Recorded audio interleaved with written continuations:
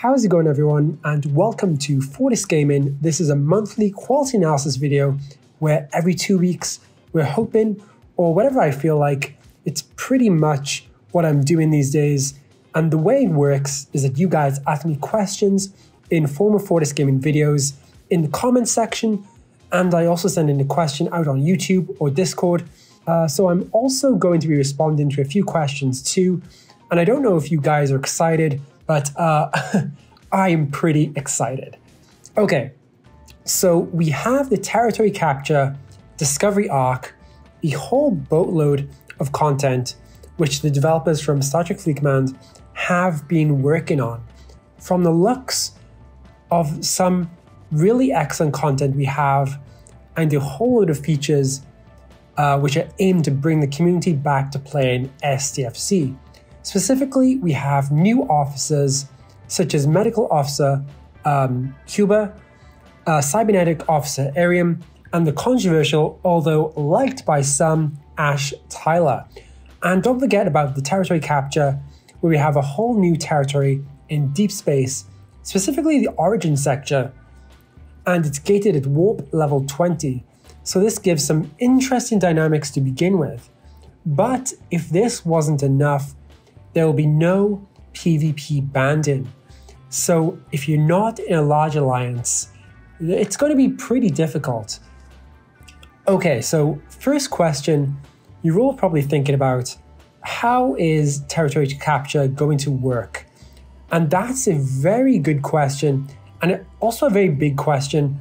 And actually I had some questions about how territory capture would work too, and I brought those forward.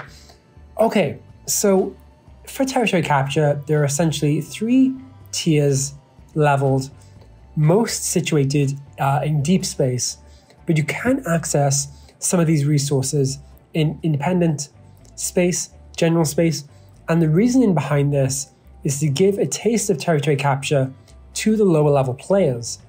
Now, lower level players don't get the full benefits of those who participate in territory capture, but it's a start, So essentially, you'll be able to take over these tiers with the help of your alliance.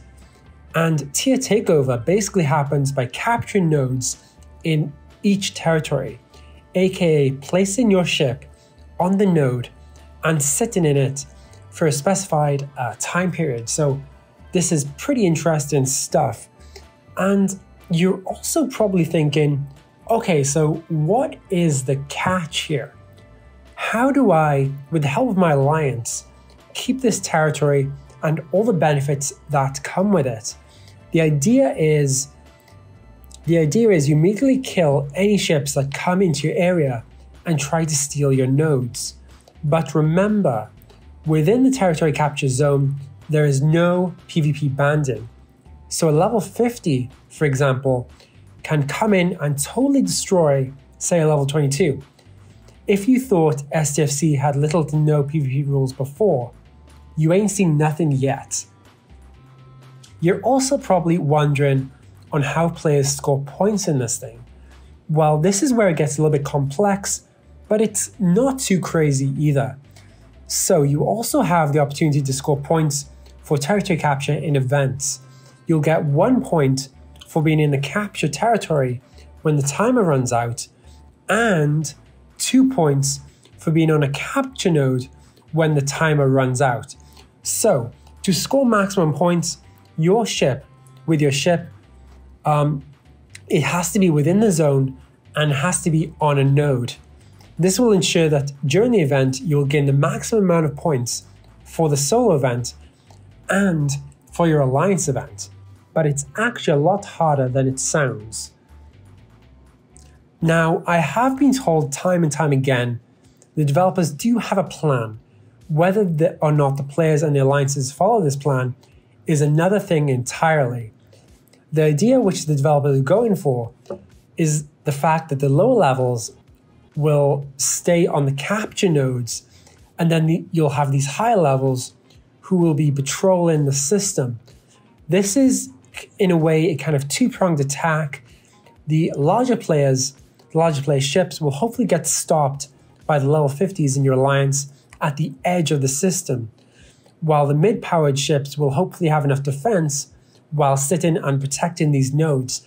Again, this is what the developers on the testing server have found to be the bread and butter of both your attack and your defense in your alliance. However, depending on the server makeup, i.e. if you have no level 39s and above in your alliance, you could essentially end up with a very different situation.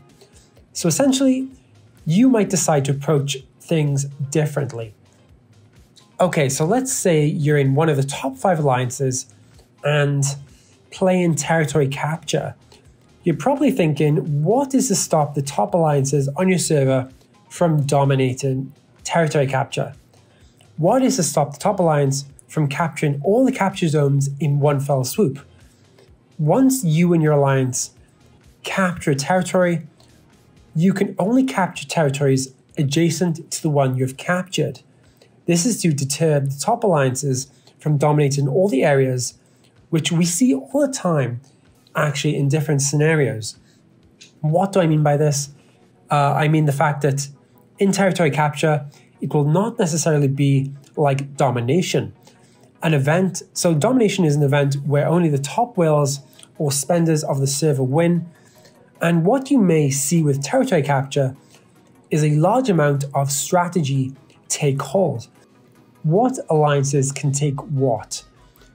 If an alliance cannot take a particular sector, what if they merge with another alliance to take it? So what we could be seeing is a lot of power moves going on in the near future as territory capture is developed more and more.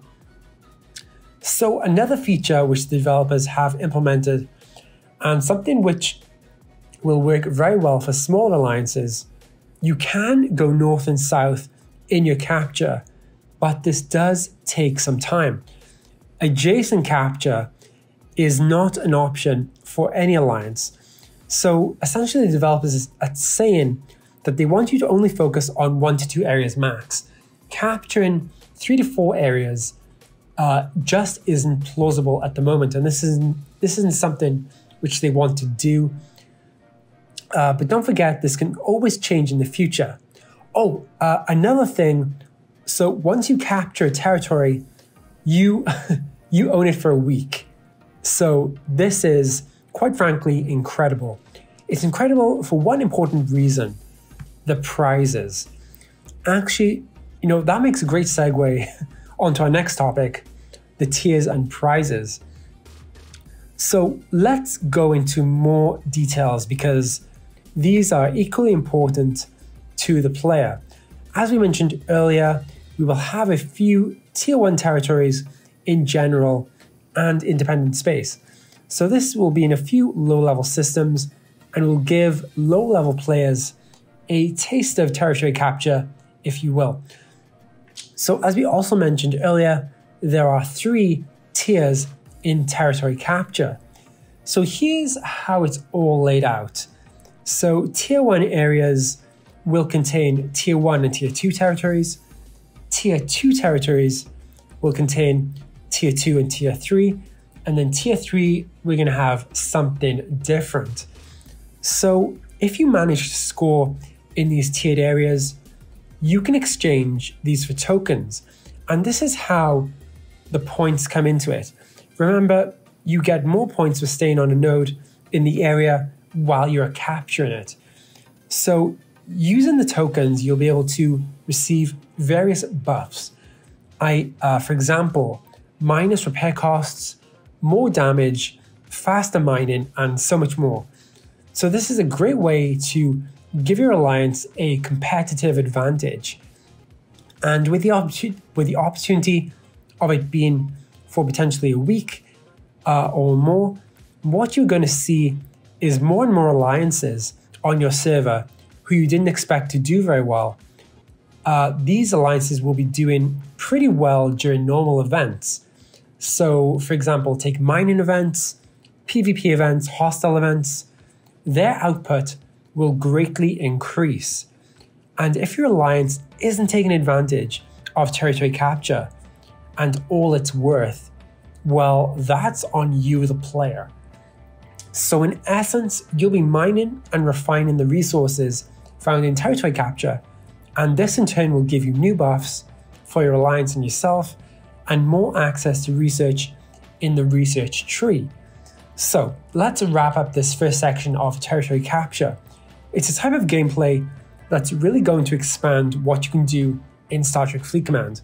If you're in a well-placed alliance, and that alliance is doing well in territory capture, it doesn't matter if you're not in a super great, if you're not doing super great with your research. The amount of alliance buffs you could potentially be getting from territory capture is huge. Within these tiered systems, only your alliance can relocate and mine there, nobody else. So this is extremely important. If a territory is not captured, you cannot mine there.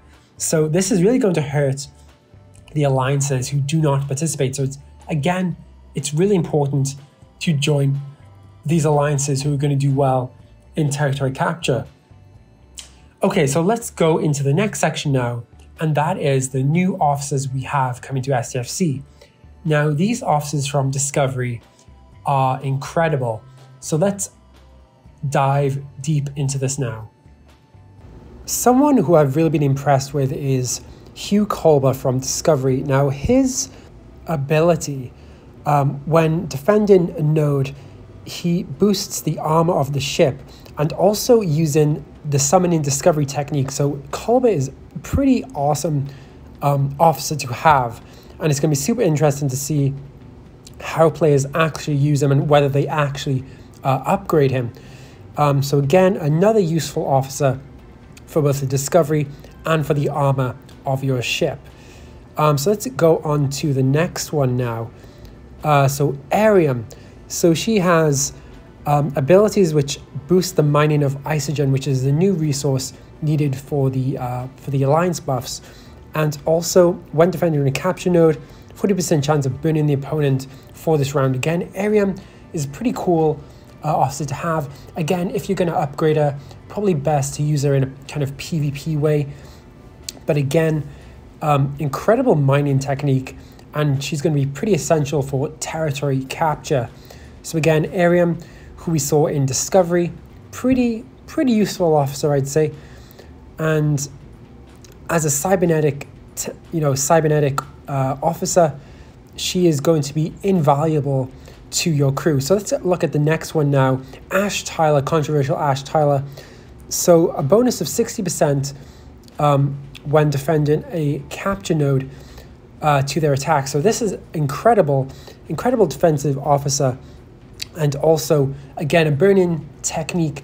I'm not a huge fan of burn-in, but I can see its usage if you do decide to upgrade the officer. So again, Ash Tyler, hold position, a really good defensive technique. Between Arium and Ash Tyler, these are going to be very sought after officers. So yeah, like, which one are you going to go for? Because both of these officers are, again, pretty incredible. Okay, so, moving on, here is a look at territory capture in full swing, and it's absolutely incredible. I mean, look at the detail here, the skill involved, because, while you're trying to capture nodes, you're also trying to defend the system, and it can be incredibly hard to do this, especially if if you don't have a lot of active alliance members, and even if you do, they have to be pretty high level active alliance members. So as you can see here, we have a bunch of level 50s to 45s, 35s, but you can see lower levels here. You can see level 25s participating in this as well. And the lower level you can be really useful in capturing and holding a node, especially if you have the USS Discovery, because you can get to the system pretty instantaneously. So this is where the Discovery mechanic really does shine. So again, in the last few minutes of this territory capture, there is a lot of stuff going on for those triple points, which you can earn. through the last few minutes in overdrive mode. So again, this is a pretty incredible thing to see. And as you can see here, the Discovery now bringing ships with its technique. So again, like, even if you haven't relocated close to territory space, you can use the Discovery. I mean, this is why you should really buy, or not buy, well, you should have the Discovery on hand, because it's really going to help you. And even that Discovery research, if you can do it, if you can upgrade your Discovery research early, you're really going to have a competitive advantage moving forward in territory capture. Okay, so next we're going to go over how, again, let's summarize this, how territory capture works, because again, these are complicated mechanics, and if you're playing Star Trek Fleet Command for the first time, which some of you actually are, it's going to be a little bit complicated to wrap your head around this, and even I was a little bit confused. So let's check out the rules really quickly. So here are the rules of territory capture. So once your alliance is joined to take over, any member of your alliance can score points for that zone's takeover by being present in the system or occupying a capture node. Takeover points are calculated every minute, and the alliance with the highest points in that zone at the end of the takeover essentially wins. So the alliance with the highest points in that zone at the end of the takeover will be left as the owners of that zone, occupying takeover nodes outside of the scheduled will not grant points. And during the last third of the takeover, you have overdrive mode. So again, some pretty cool mechanics, and it's pretty easy to wrap your head around this. And here we have where territory takeover is located, pretty close to independent space.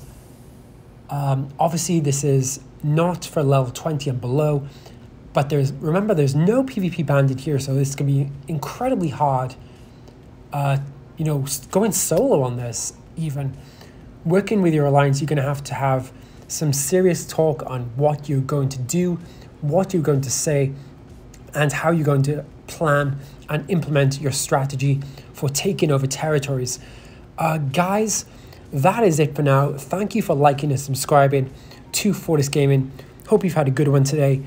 Some pretty complicated strategies we have going on here, but once you get into the swing of it, once you get into territory capture, hopefully it's going to be a little bit clearer to you. And yeah, hope you have a victory. All right, guys, that is it for now. Stay safe out there. We're in the middle of a COVID-19 pandemic right now. Definitely the second wave. So wherever you are in the world, stay safe and keep in contact. All right. See you guys.